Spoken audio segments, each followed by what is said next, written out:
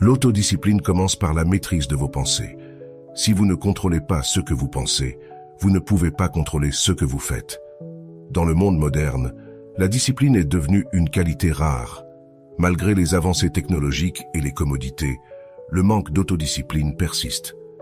La discipline semble de plus en plus être une habitude résiduelle. Ce phénomène peut s'expliquer par deux facteurs cruciaux, la tentation constante de la gratification instantanée et l'aversion croissante pour les situations inconfortables. Du point de vue stoïcien, la discipline n'est pas seulement un moyen d'atteindre des objectifs, mais un bouclier contre la complaisance et le manque de contrôle. C'est dans ce contexte que l'inconfort volontaire émerge comme une tactique précieuse.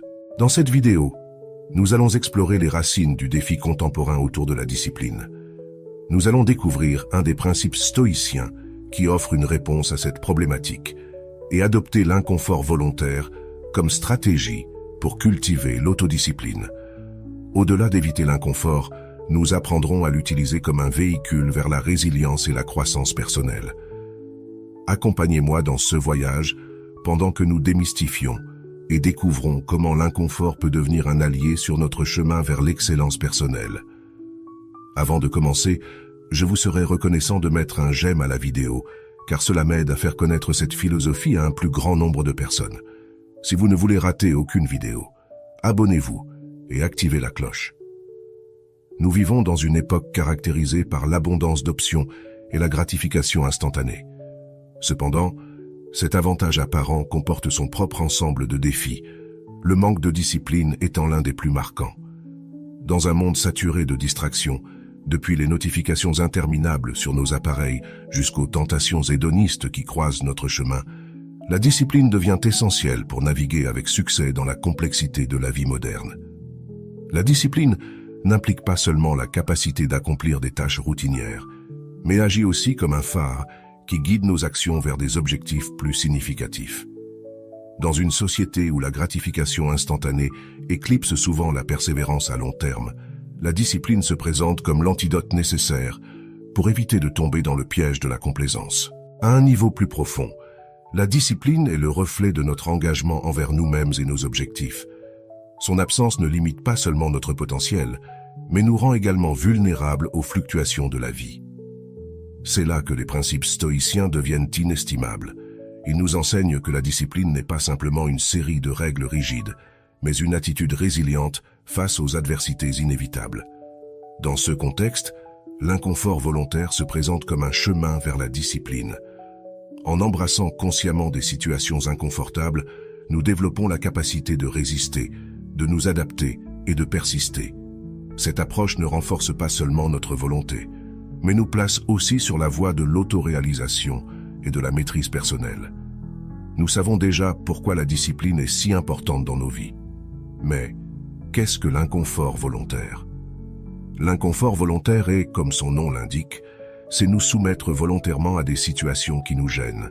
Et pourquoi un stoïcien ferait-il cela? Évidemment, pour travailler la discipline. L'inconfort volontaire est une pratique vieille de plus de 2000 ans, mentionnée par Sénèque dans ses lettres à Lucilius. Il existe deux façons d'appliquer l'inconfort volontaire à nos vies, en générant un inconfort ou en évitant le plaisir. Commençons par parler de la première. Comme le suggère le nom, générer un inconfort consiste à remplacer une situation confortable à laquelle nous sommes habitués par une situation inconfortable. Nous avons plusieurs exemples. Dormir par terre, prendre des douches froides, jeûner, etc. Il y a des centaines d'exemples que vous pouvez extraire de votre vie. Vous pouvez décider, par exemple, de prendre une douche froide de manière spontanée, ou même de pratiquer ce type d'exercice de façon régulière dans votre vie.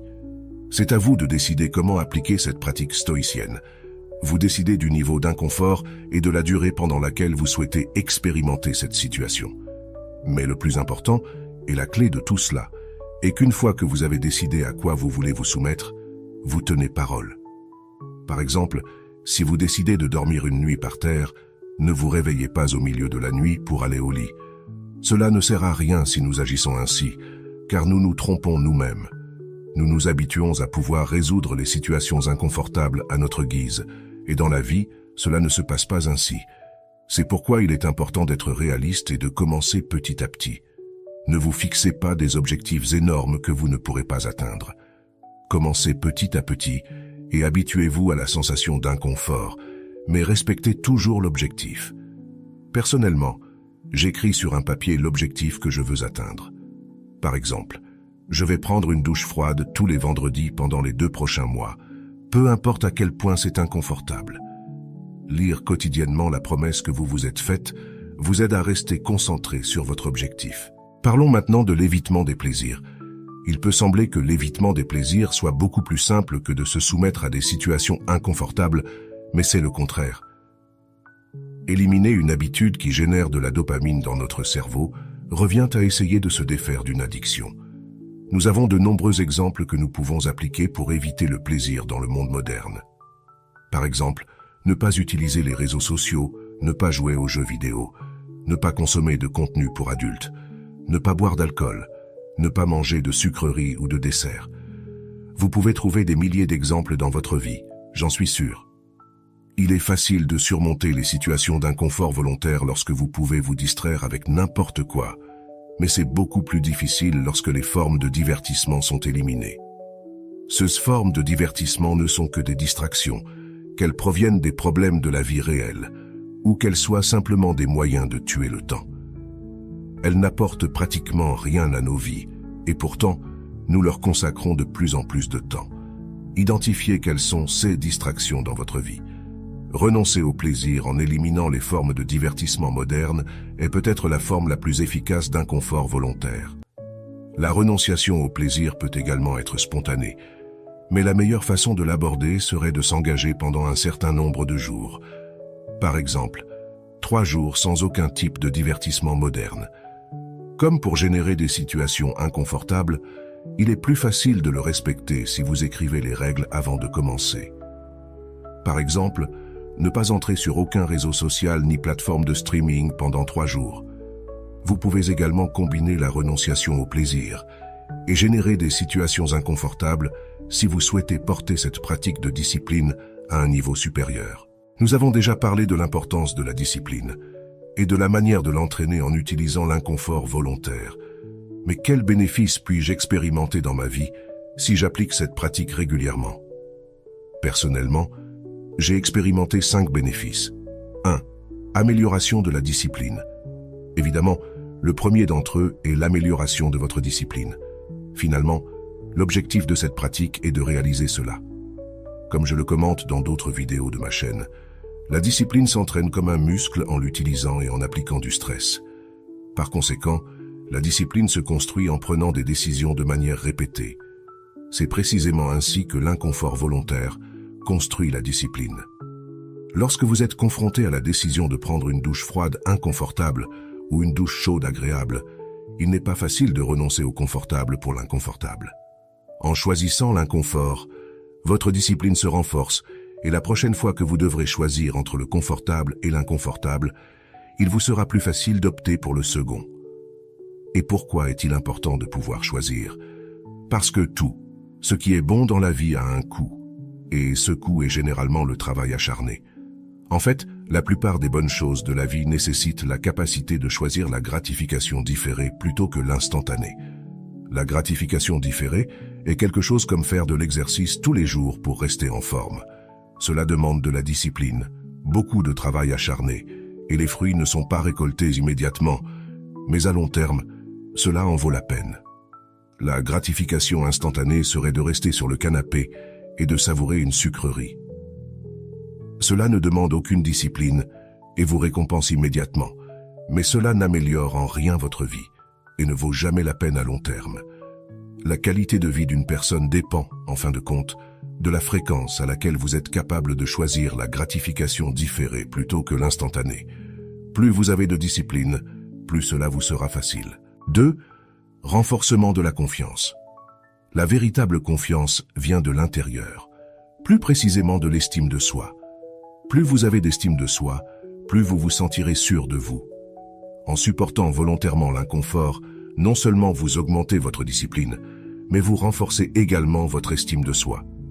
Naturellement, passer par quelque chose de stressant ou d'inconfortable, surtout volontairement, vous rendra fier de vous et cela en soi est parfois suffisant pour être un énorme coup de pouce pour l'estime de soi. Une partie importante de la confiance en soi est de se sentir à l'aise avec l'inconfort.